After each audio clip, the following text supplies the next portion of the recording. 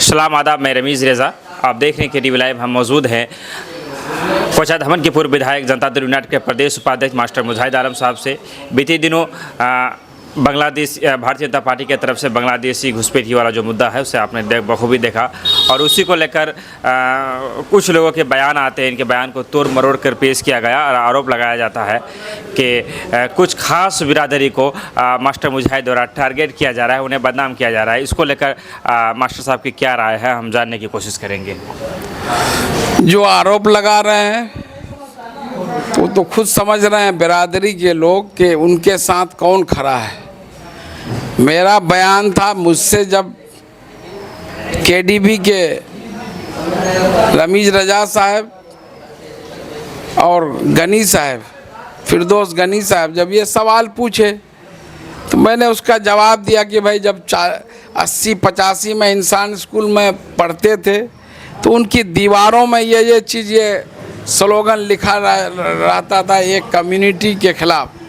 जो उस वक्त के होंगे बहुत सारे लोग देखे हैं, सब लोग जानते हैं कि आप सुभाष पल्ली से लेकर डे मार्केट तक पूरे मार्केट में उधर जो है ये स्लोगन लिखा रहता था। तो आज करीब 40 साल लगभग होने जा रहा है, तो आज तक तो एक भी बांग्लादेशी चिन्हित नहीं हुआ। जबकि 18 साल नीतीश जी की सरकार में 15 साल BJP भी शामिल है। केंद्र में पिछले 9 साल से अधिक समय से 56 इंच वाले प्रधानमंत्री की सरकार है। अमित शाह जैसा आदमी गृह मंत्री है, तो उनका इंटेलिजेंस क्या कर रहा है? ये BSF जो बांग्लादेश बॉर्डर पर तय किए, ये जो है तैनात किया है, तो इसका मतलब उसी पर प्रश्न चिन्ह है कि आज भी घुसपैठिए आ रहे हैं, तो उनको तो अपने एजेंसियों पर कार्रवाई करना चाहिए। तो यही बात मुझे 82 में भी पत्रकारों ने पूछा था कि सम्राट चौधरी हाल के दिनों में पूर्णिया आए थे, वहाँ भी बोला सीमांचल में घुसपैठिए। किशनगंज में जो एक केंद्रीय राज्य मंत्री हैं कैलाश जोशी जी, जिनका नाम मैं पहली बार सुना हूँ, तो उनको आए थे किशनगंज, तो उनको बताना चाहिए कि कृषि के क्षेत्र में उनका क्या योगदान, इस क्षेत्र में क्या वो किए।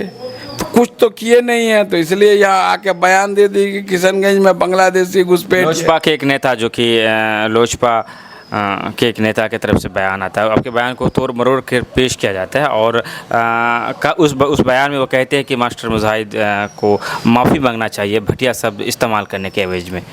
मैं जब इस्तेमाल ही नहीं किया हूँ तो मैं क्यों माफ़ी हूँ? ऐसे लोग जो जनता में भ्रम फैला रहे हैं उनको माफ़ी मांगना पड़ेगा। वैसे नेताओं से मेरा अपील होगा कि आप पूरे, मेरे एक ही चैनल में नहीं चला है, बैसी से लेके अमौर से लेके बैसा से लेके पौवाखाली में उस दिन प्रोग्राम हुआ, वहाँ भी कुछ चैनल वाले इंटरव्यू लिए, आप लोग किशनगंज में लिए, सबको ये कर लिए। कौन शेरशाह बिरादरी के साथ खड़ा है वो सब लोग जान रहा है। जो नेता ये बयान दे रहे हैं तो उनकी मजबूरी है। उनकी प्रोफाइल में देव जायसवाल साहब के साथ अभी उनका नहीं, उनको BJP के साथ है तो उनकी तो मजबूरी है। उसको तो ये बोलना चाहिए कि कैलाश जोशी जो है गलत बोला, यहाँ घुसपैठ ये नहीं है, तो उनकी तो मजबूरी है। गठबंधन है तो वो गठबंधन धर्म निभा रहे हैं, उनकी मजबूरी है, हम उनकी मजबूरी को समझ रहे हैं। और जो भी ऐसे बयान को तोड़ मरोड़ कर अगर भ्रम फैलाने का कोशिश किया उसके खिलाफ मैं कड़ी कानूनी कार्रवाई करूंगा। मानहानि का मुकदमा दर्ज करवाऊंगा। ठीक है, मैंने अगर बोला है सिरसा बिरादरी के खिलाफ कोई आपत्तिजनक शब्द तो मैं बिल्कुल उस कसूरवार हूँ। अगर नहीं बोले हैं, कोई मेरे बयान को तोड़ मरोड़ कर, पूरे बयान को काट कर जो ये लोग खुद कर रहे हैं और उसको थोप रहे हैं किसी पर, तो हम चुप रहने वाले आदमी पहले भी कई दफ़ा हुआ कि आपके बयान को थोड़ा सा काट करके चलाया गया और एक गलत मैसेज देने की कोशिश की गई। पूर्व में भी हुआ था और इस बार भी उस तरह कौन लोग हैं जो इस तरह करते हैं आपके साथ बार बार? ये आप जान रहे हैं, दो ही लोग हैं, ए टीम और बी टीम। इसी काम में माहिर हैं ये लोग, ए टीम और बी टीम। अब पिछले दिनों एक लाश तौहीद साहब जो है 12 जून को डेथ कर गए, एक यूट्यूब चैनल में खबर चली, जबकि मैं वो गांव में कभी गया भी नहीं। सारी औरतें उस जब बोल रही है कि मास्टर मुजाहिद से हमरा अपील करो कि वहाँ मदद करवे, वहाँ पर भरोसा है हंचक लास्टर दिखावे। तो मुझे किसी ने लिंक भेजा, गया, मैं 13 तारीख को गया। फिर जो वहाँ लड़के शाहबाज, उनसे बात किए, इरशाद साहब से बात किए, एमबीसी के पदाधिकारियों से बात किए, जो जरूरी डॉक्यूमेंट्स था खुद जो है स्टाम्प पेपर से लेके एफिडेविट सब तैयार हम करवाए और जो है करवा करके जो है भेजवाए वहाँ। और जब सब ओके हो गया कि डेड बॉडी शाहबाज को हैंड ओवर होने का प्रक्रिया हुआ कि अब ले जाना है, तो ये लोग बोले बनारस तक डेड बॉडी जो उतरेगा। हमने रिक्वेस्ट किया बात करके कि भाई बागडोगरा या पटना कर दीजिए, दूर है। बोला नहीं, या तो बनारस, शारजा से बनारस, लखनऊ, नई दिल्ली, मुंबई, ये 4 जगह ही जा सकता आपको। कहाँ मैंने देखा कि भाई बनारस ही है, तो बनारस में मैं खुद अपने आदमी जो है फिरदौस अंजुम, जो भांजे ही लगते हैं रिश्ते में, हमारे पार्टी से जुड़े हुए हैं, जिला सचिव हैं, उनको भेजा। 2 आदमी एक जो है उनको लाने भेजा, क्योंकि इन्हीं का नाम था कि डेड बॉडी रिकवर रिसीव वहीं पर जो है वही करेंगे। तो इन्हीं को 2 दिन पहले गए। एम्बुलेंस 18 टका पर किलोमीटर, उसको मंगाने में 35 से 40 हज़ार रुपये मेरा अपने निजी खर्चा हुआ, या किसी से चंदा हम नहीं करने गए।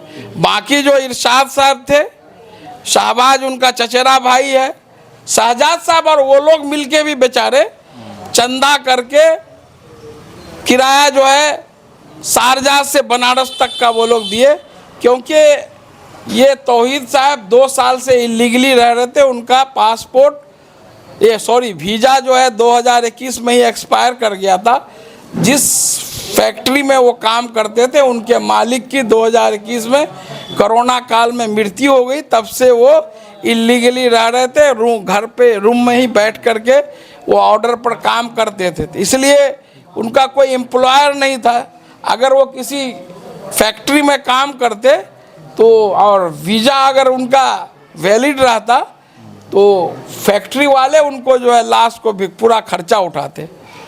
तो सब कुछ मैंने किया, तो उस पर भी लोगों के पेट पर दर्द है। कौन MIM के प्रतिनिधि हैं, क्या है, नहीं है। अरे भाई, काम तो पहले तो आपके नेता से ही ना बात किया था, वहाँ के लोगों से बोलिए। क्या बोले? बोले DM यहाँ जा, बोले दरखास्त दे दे। DM के यहाँ दरखास्त देने से उनकी लाश आ जाती। तो ये लोग अपनी नाकामी छुपाने के लिए कुछ तो करते नहीं, खाली ढिंडोरा है। जो नहीं होता है कि कौन जो है फौरन जो देहाती में होता है कि वो उसका मुंह बोले वो मुंह बजता है, काम का कुछ नहीं, खाली मुंह बजाते रहेगी एकदम। देखिए पूरे मोहल्ले में तो वही वाली स्थिति है। उनके क्षेत्र का एक गरीब मासूम जिनकी 3 बेटी है, बीवी है, उसके रिश्तेदार बिलक बिलक कर आपको कहे आपने नोटिस नहीं लिया। मैं 3 बार उसके घर पे गया। आपके नेता छुप करके रात में गए जब गांव वाले सो गए थे, तो आपको जब वो कहे थे तो आप क्यों नहीं ध्यान दिया? आप क्यों नहीं उसको लाए? और कोई कर रहा है तो आप उस पर आवाज उठा रहे हैं।